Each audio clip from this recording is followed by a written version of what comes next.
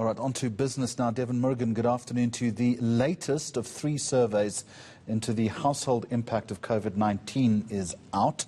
A significant number of jobs have been regained. Obviously, good news.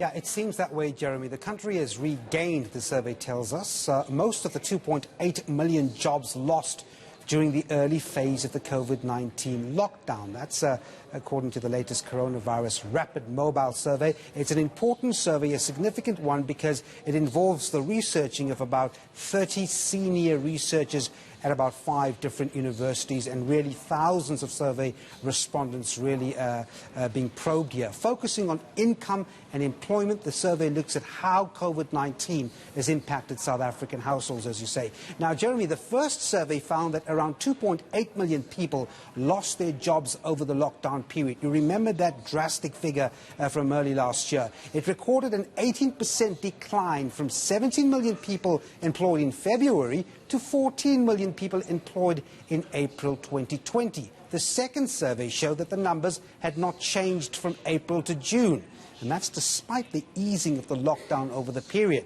But here's the good news. The latest survey has shown a positive turn, with around 2.1 million jobs returning.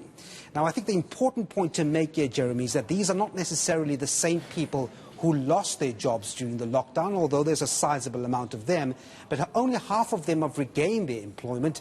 But a third of those who were unemployed before the pandemic have now found work. It certainly is a bit of a silver lining. A little bit of a silver lining, but there's a caveat, as there always is to this good news. More people are going hungry.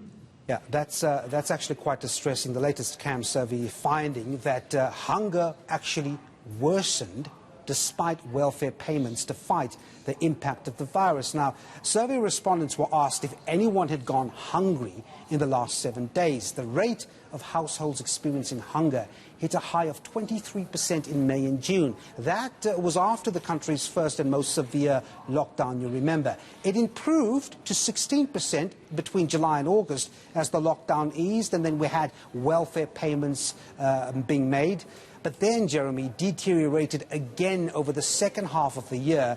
The survey's most worrying finding is that child hunger is now at its highest level in 10 years. There's a lot more in the survey that we'll have to certainly get out of in the coming hours.